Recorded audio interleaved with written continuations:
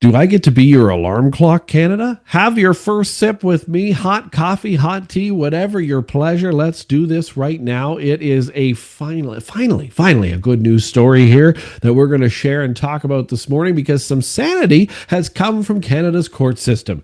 This week, yesterday, the Supreme Court of Canada stepped in and hit the brakes on what can only be described as one of the most senseless, heavy-handed, and downright cruel government actions in recent memory in Canada. The Canadian Food Inspection Agency had planned to cull 400 of these guys. Look at that. Look at this little punum. Look at it. 400 ostriches at a family farm in Edgewood, British Columbia. Now, here's the thing. The farmers had begged for retesting. They had asked for reason for this. Protesters had put their bodies on the line. Families involved were actually arrested. Businesses were threatened. I mean, this got way out of hand. And still, the federal government pushed ahead with its bureaucratic obsession to take down these poor birds. But today, the ostriches live. And it's thanks to a lot of you who helped protest this issue. The farm itself lives, and Canadians are finally seeing just how far out of line their government has been. Let's go. Welcome to Bakes on Things.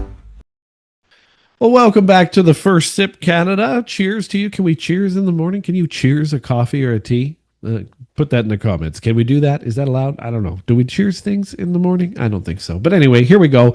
Don't forget to like, subscribe, comment, and of course, make sure you do leave those thoughts down below. You can also hype this video, but let's be clear today.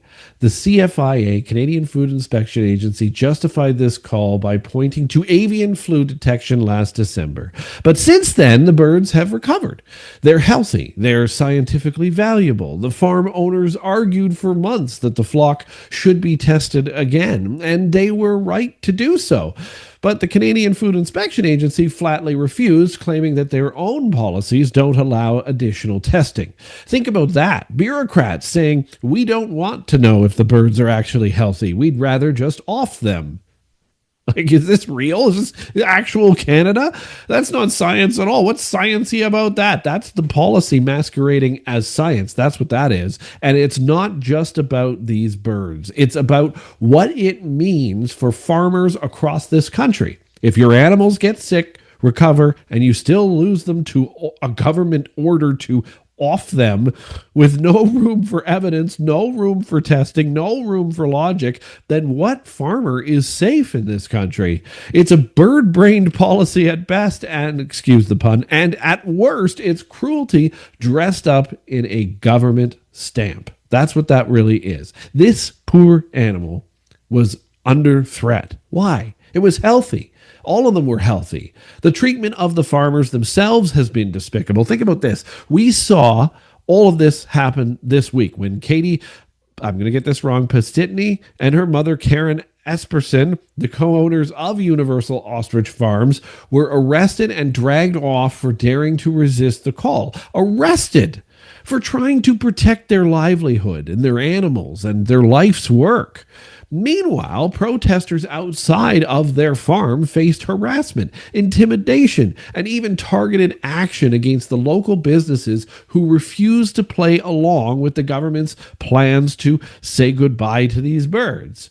Hotels, gas stations, contractors, all under pressure simply because ordinary Canadians said no to blind obedience. And this Liberal government wants only blind obedience.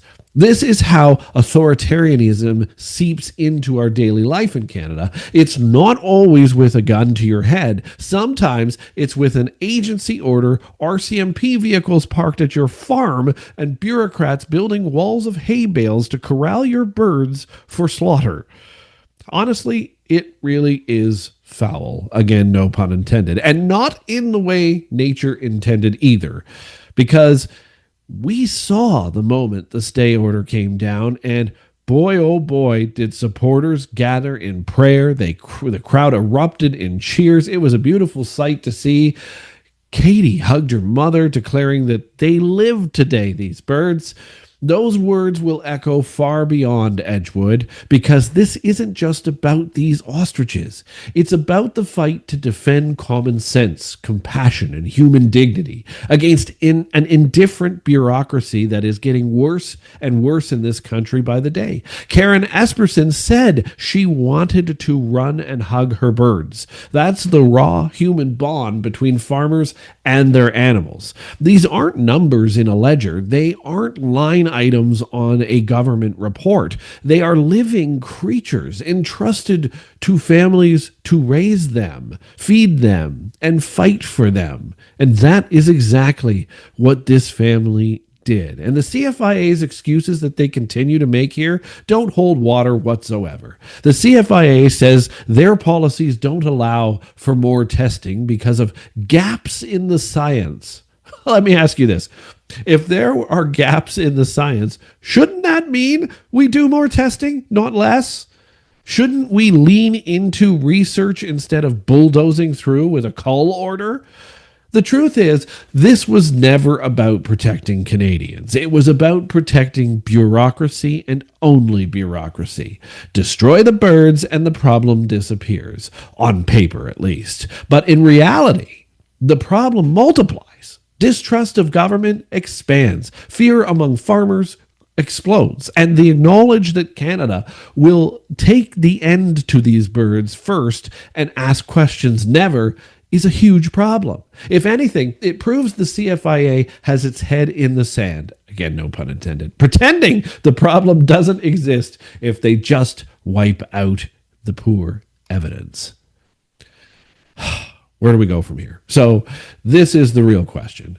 The stay is unfortunately temporary, and let's hope it's permanent eventually, but the court battle continues. Now, the birds have a new lease on life. That means there's time for testing, time for science, and time for some reason to play in here. Time to ask hard questions about how we treat our farmers in this country. And then let's not forget the broader significance of all of this. These ostriches could become a symbol of resistance to top-down control from the Liberal government under Mark Carney. Resistance to arrogance disguised as expertise. Resistance to the idea that farmers are just pawns in some bureaucratic game and that this game has to be played this way because it doesn't have to be played this way. This isn't over. The CFIA will come back. The bureaucrats will keep pushing. But for now, these 400 ostriches graze in their fields alive and healthy because ordinary Canadians finally stood up, farmers refused to surrender, and finally, the courts intervened. Let's remember what Katie said. They live today. And that's because of a lot of you as well. And let's make sure they live tomorrow, too. Because if we allow the government to kill healthy animals and criminalize the families who protect them, then we've lost something far greater than a flock of birds.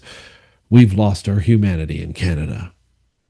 And that, my friends, would be truly foul. Oh, okay, I had to do it just one time. All right, we'll see you again at 6 p.m. for the final word. But for now, thanks for watching the first sip this morning. I hope you have a great Thursday, and we will see you again this evening. Have a good one.